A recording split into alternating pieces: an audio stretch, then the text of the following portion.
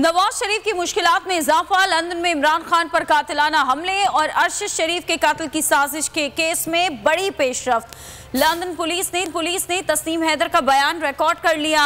London Charing Cross police station ने case Hammersmith police station को मुंतकिल कर दिया है। पुलिस स्टेशन की सीआईडी टीम के मामले की तफ्तीश करेगी। साजिश की रिपोर्ट तारिक महमूद नामी ओवरसीज पाकिस्तानी ने की थी। खान पर कातिलाना हमले और अरशद शरीफ के कत्ल की साजिश। नवाज शरीफ के कैद घेरा तंग, मुश्किलात में इजाफा हो गया। बरतानिया में तस्नीम हैदर के वकील मेहताब अजीज के मुताबिक लंदन पुलिस ने तस्नीम हैदर का बयान रिकॉर्ड कर लिया। London Charing Cross police station के केस हैमरस्मिथ पुलिस स्टेशन को मुंतकिल कर दिया गया। अब हैमरस्मिथ पुलिस स्टेशन की सीआईडी टीम मामले की तफ्तीश करेगी। नून लीग के रहनुमा होने के दावेदार तस्नीम हैदर ने इमरान खान पर कातिलाना हमले, अरशद शरीफ के कत्ल की साजिश का इल्जाम नवाज शरीफ नासिर भट्ट पर आयद किया था। साजिश की रिपोर्ट तारिक महमूद नामी ओवरसीज पाकिस्तानी ने की थी। अहम गवाह के तौर पर तस्नीम हैदर शामिल हुए।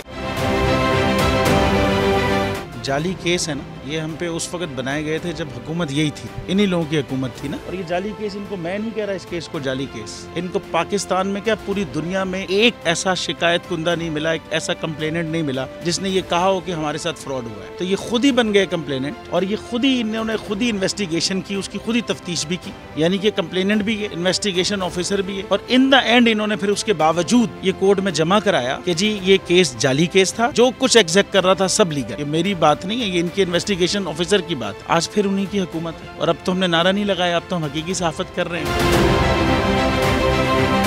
आप ये समझें, ये जो हक है ना, हक पे खड़े रहना और हक को बोलना, ये दूर से लगता है तन्हा हो गए लोग।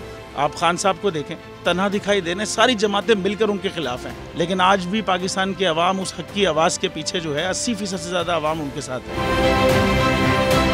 एग्जैक्टली इसी तरीके से बोल की कहानी है। सब्सक्राइब करें और बेल दबाएं ताकि कोई खबर रह न जाए।